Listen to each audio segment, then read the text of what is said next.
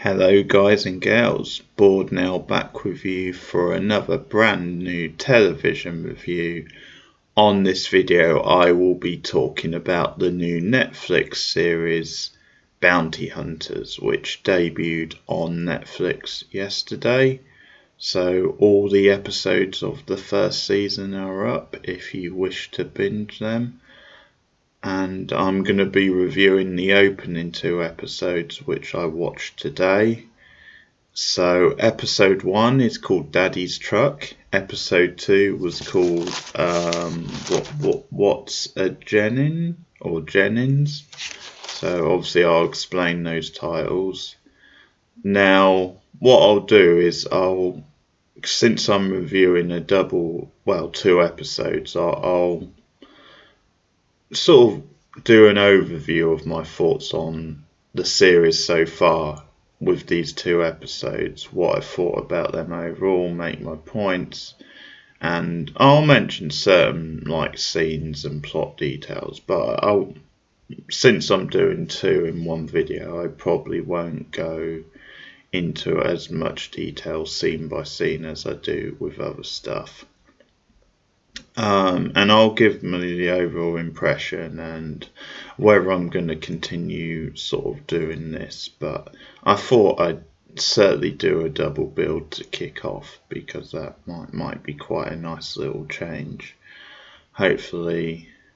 So yeah, I remember seeing the trailer for this a couple of weeks ago and I was a bit iffy on the trailer.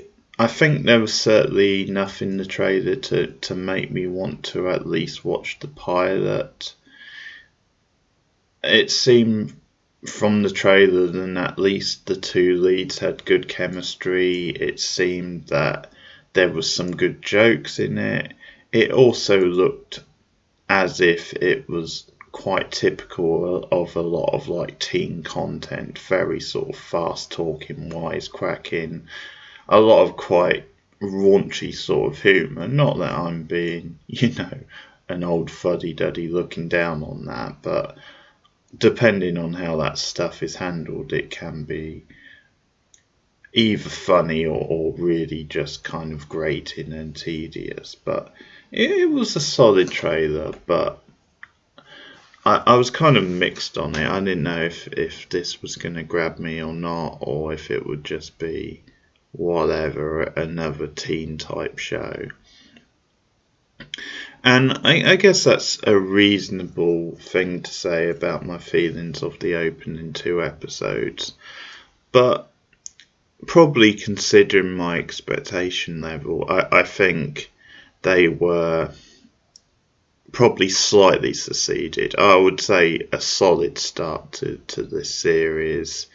Before I forget, actually, because I almost did, I'm going to dedicate this review to Becca, one of my subscribers and someone who appears, quite regularly on my live stream. So thank you, Becca, for supporting the channel. And again, this review goes out to you. And that's because I know Becca's really digging this show. She's been doing her binging of it the last day or two and she's really digging this, I think. And I'll start off by saying I think I could see why a show like this would appeal to someone like Becca. It does kind of have this kind of sharpness of something like Booksmart, for a recent example. It has very kind of edgy type humour at times, and you certainly have two strong leads here. I think the two actresses they've cast are really great. But yeah, I think it's probably reasonable to say then if you like Booksmart, you might enjoy this.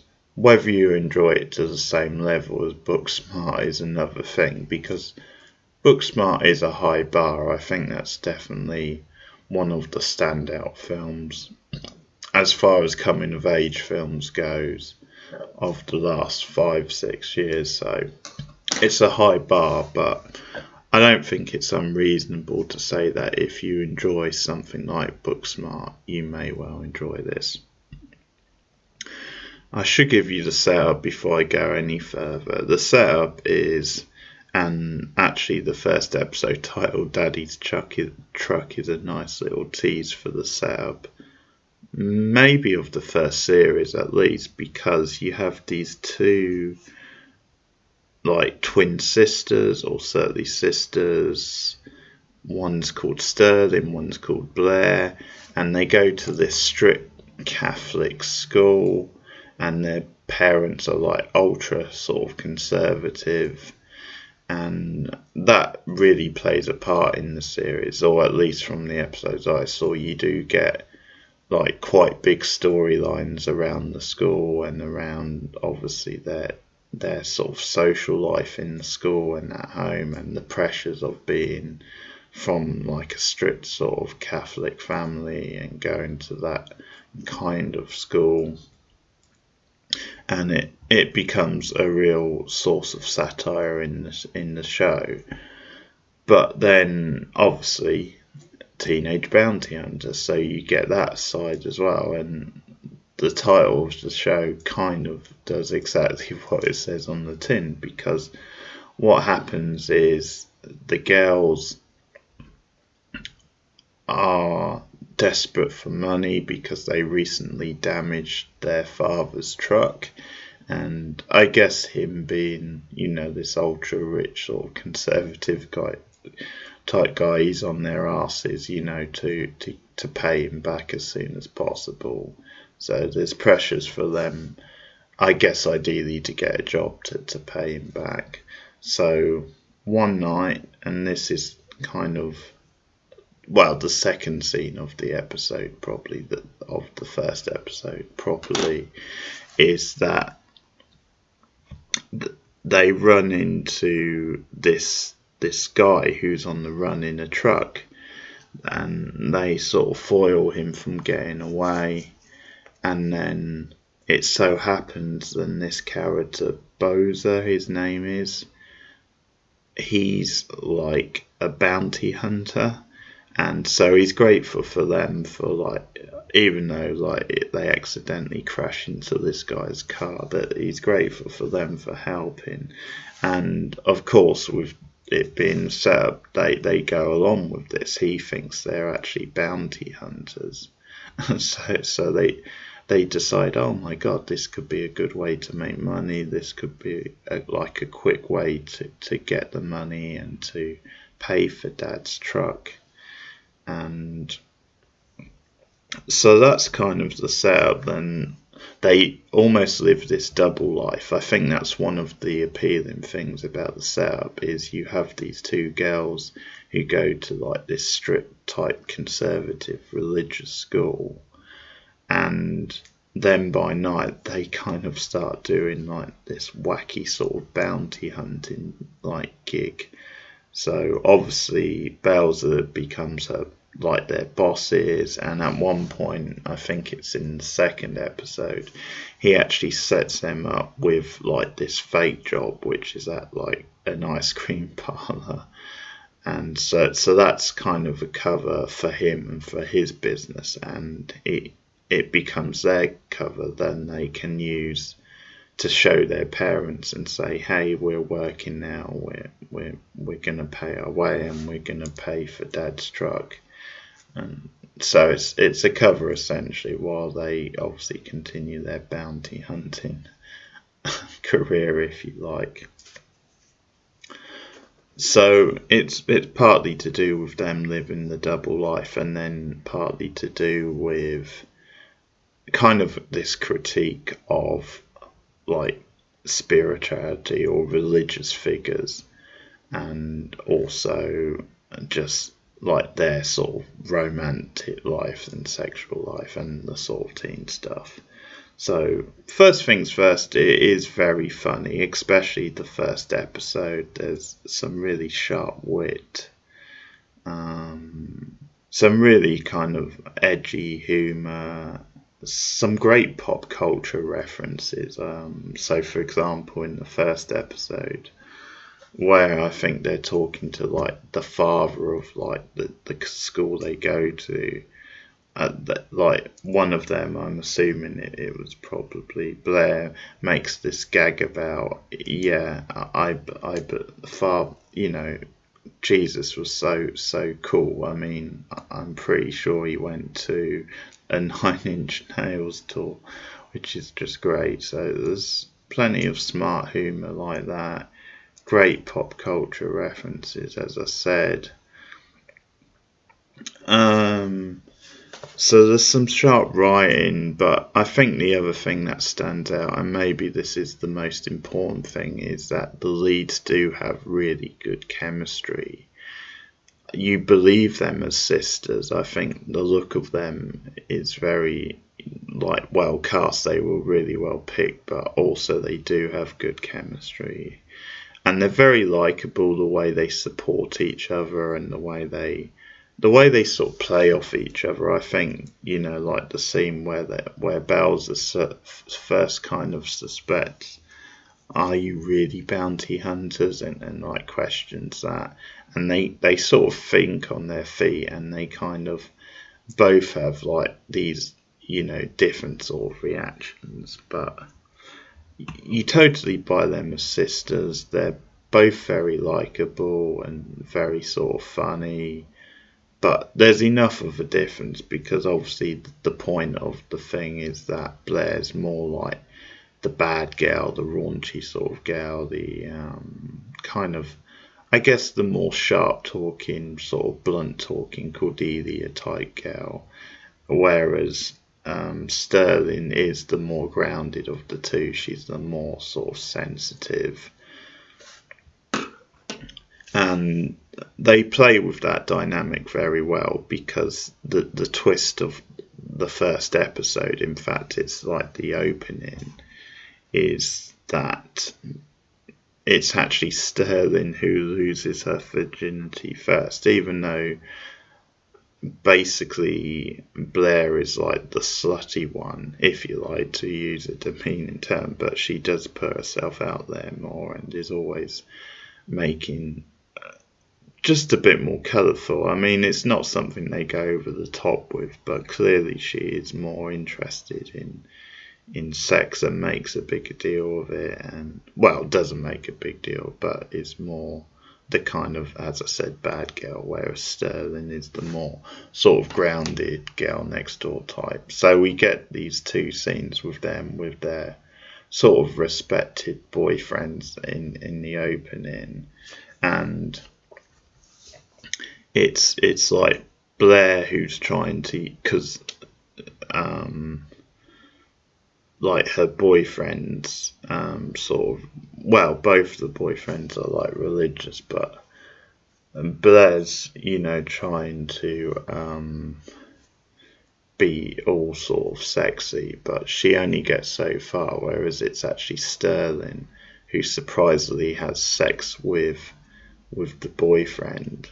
And this becomes sort of a source of embarrassment for her, for both of them, I guess, for different reasons. Blair, because she would expect really to be the one who lost her virginity first.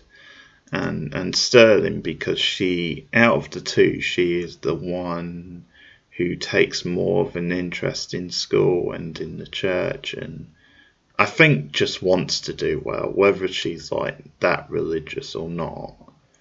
And I don't think either are. I think it is partly because that's the situation, and they've been made to go to that school by their parents. But so probably Sterling's not that religious, but I think she still wants to do well at school. So it becomes a source of anxiety for her around the school because she's worried about people finding out, and that's why she asks, her boyfriend, can we keep this like private? But yeah, that opening scene where it cuts between them in the car with their two boyfriends is really funny, and yeah.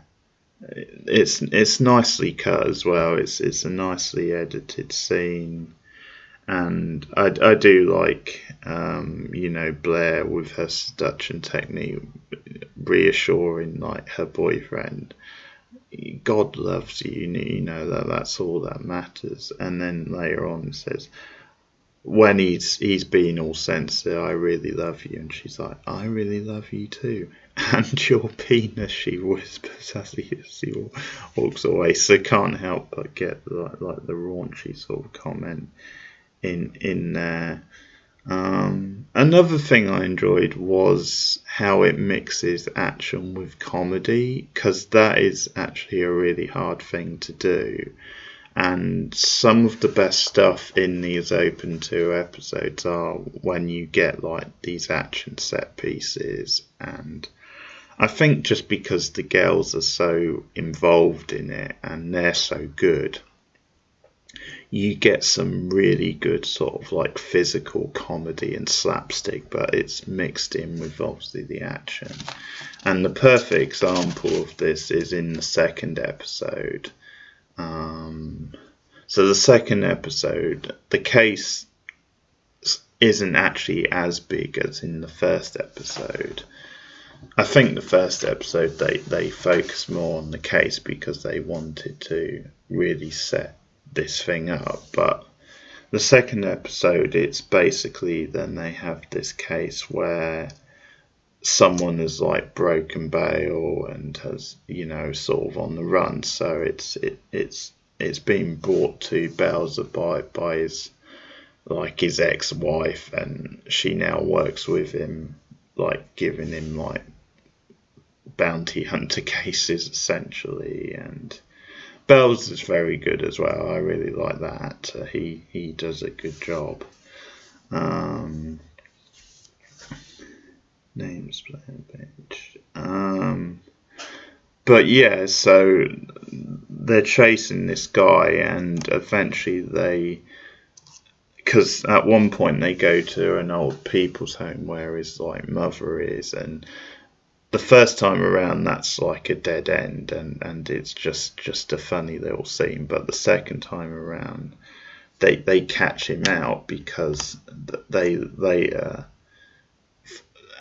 and it's kind of this coincidental sort of thing where they go to spend money, and it's the money they've got from the old people's home, and it proved to be like dodgy. It's not real, so they figure out, oh hey, this came from the old people's home, he must be there. So they go back, and that's when you get like this really funny scene where they obviously burst into like this old people's home. And Blair keeps kicking like all these doors down, and it's like cut, kicks a door down, cut, kicks it, and there's like 3 or 4, and it's her basically obviously kicking the wrong door down. That's the gag. And then you see them chasing after, I forget his name now, Kenneth Chew, I think, and chasing after him, and this really physical sort of slapstick sort of humour and action. So I really enjoy those scenes. And there's a real attitude to the leads, because in the first episode where it's a case involving a girl at the Catholic school, this character April, who actually has quite a big part, then it's involving her dad, who supposedly beat up a prostitute.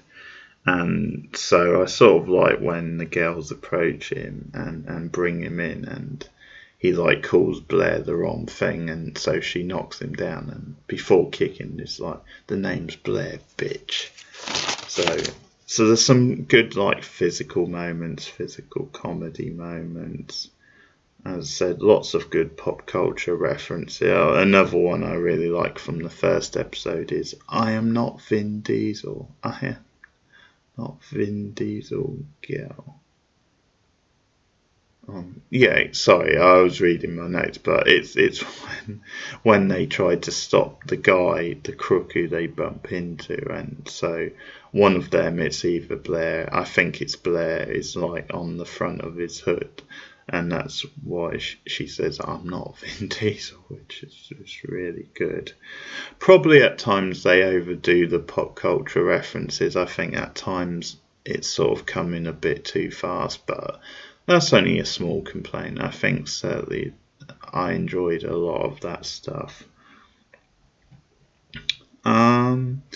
Couple of negatives. I mean, the second episode isn't as good. Now they do this interesting thing with social media, and you get a lot of what you get in like typical teen and movies and TV shows, where you see the text message but it comes up on the screen, so it's almost as if it's showing you visually what they're seeing in there.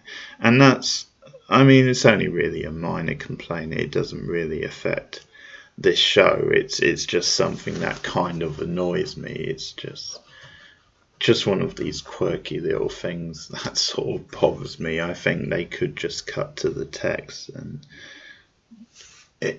I think it just feels like style for the sake of it, but whatever. But that's a side of it, and that's an argument they have with Bowser, where he's kind of saying, you know, stay off your phones. You don't have to do everything on your phone. And that's something the show's trying to do with social like commentary. This idea of, you know, the way people live on their phones now, or live on social media, and how much power we have for it, and how we can almost contact anyone, I guess, or find out anything.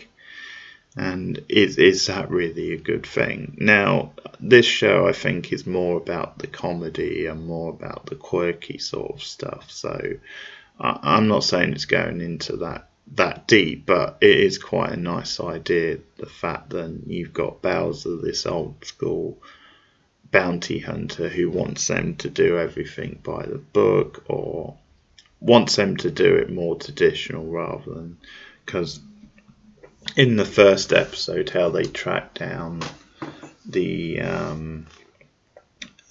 April's father is through social media, through Twitter, where, and again it's quite a funny joke because it's Sterling this time tricks him, because they can't get hold of like April on social media because like she's blocked them or blocked Sterling. So then Sterling like sends like a suggestive photo to the father, and it's like a boot, so it's a sexy photo with a boot.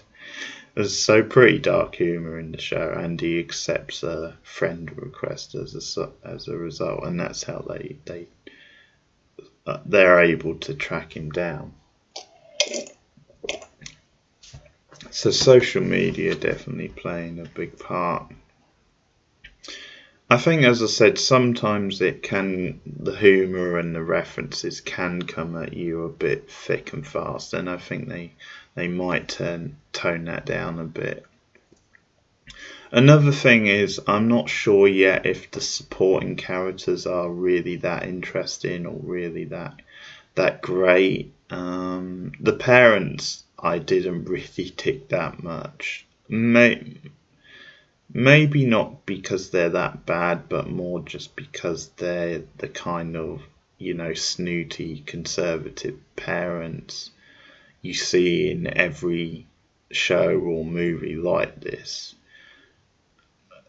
Yeah, it's just maybe they could have made them a bit different and not gone for the obvious stereotype. So it's not that they're necessarily that bad. But at the same time, I guess I didn't find the stuff with them that funny, because there's another character, Ellen, who's like their teacher at school, and she's this, you know, kind of super conservative teacher, but there's also a likability to her. I think, although she is quite ditzy and quite shallow in a way, I think you also sort of see that she does care about her students on some level at least, and she's also just quite funny. I think the actress is really good. So I actually think Ellen is the more interesting character. I think she's more of a fun character than the parents are. That could change, but Ellen's probably one of the better of like the supporting characters. I think a lot of them at the moment aren't that interesting, and some of them it just feels like because they have to have other characters around the school. And the school stuff so far isn't that interesting to me. I think obviously you have to have it, but in the second episode they focus in on that stuff, and they focus in on kind of the fallout of Sterling having sex, but Blair not having sex yet with her boyfriend, and that becomes a whole thing where Blair's still trying to get off with him, still trying to have sex with him. And Sterling, she wants a normal relationship with her boyfriend, but also she gets awarded a fellowship in the first episode, and she's then worried the secret of her having sex will get out, and that'll ruin that because she thinks, hey, ultra religious school, they're going to frown on sex before marriage, basically. So this becomes a thing in the second episode. I'll say straight away then, I forget his first name, but like Jennings is the surname of Blair's boyfriend. He's really dull, and we soon find out he's actually quite shallow and superficial, and he's putting an act on to try and get with Blair. And it's a nice little moment where she stands up to him, but he's really boring. I don't think the actor's very good, and I was getting a bit annoyed at how much it was focusing on that, because to me the appeal of the show is the bounty hunter stuff and the kind of quirky stuff of that. Because another thing I like about that is how they at one point in the second episode they talk about having a career in it, and we could be the greatest bounty hunters in the state.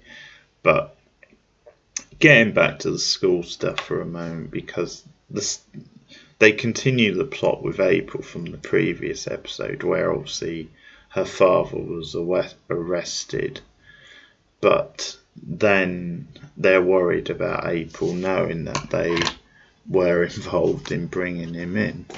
And the other thing is that they find out that April knows about Sterling having sex with her boyfriend, so she becomes all vindictive, turns the tables, because she's basically jealous of Sterling getting the fellowship, and threatens to expose her secret unless she steps down. Now, some of this I thought was a bit contrived, just because does Sterling really care that much about the fellowship? Why doesn't she just stand down? It might just be because I didn't find the plot that interesting. Now, there is quite an interesting scene where she confronts April about it, that being Sterling, and there's this interesting sort of side to it where April's not as awful as you might expect, because at one point it's played as a joke, but at one point she does actually take the more high ground against what her father did and says, hey, I don't care, he deserved that sort of thing. So she's not completely shallow, because she doesn't take the father's side, and sort of at one point talks up for like prostitutes and their rights, even though she then undermines herself with kind of this line about but it's sort of line where she's saying but only so far. But anyway, I think that scene's interesting because it's quite a powerful little scene, and it's the scene where they kind of confront each other, and it does get into something quite interesting. But the only problem I have with it is then they do underpin it with a joke, because um, when April's like turning the tables on Sterling, she then does make a joke at the end of the scene. And I do sort of think with the first two episodes, it would have been nice to have had some scenes where there isn't a joke. But I've been told there is more dramatic stuff to come, so that's worth looking out for.